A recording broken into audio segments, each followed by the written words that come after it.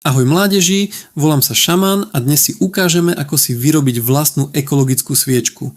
Pripravte si sojový alebo včelí vosk, bavlnený kňôt, recyklovanú nádobu, prírodné farbivá ako kurkuma a esenciálne oleje pre vôňu.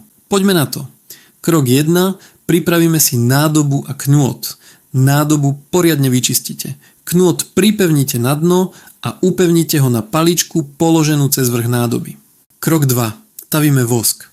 Vosk stavte vo vodnom kúpeli, nie priamo na platni, do teploty maximálne 80 cm.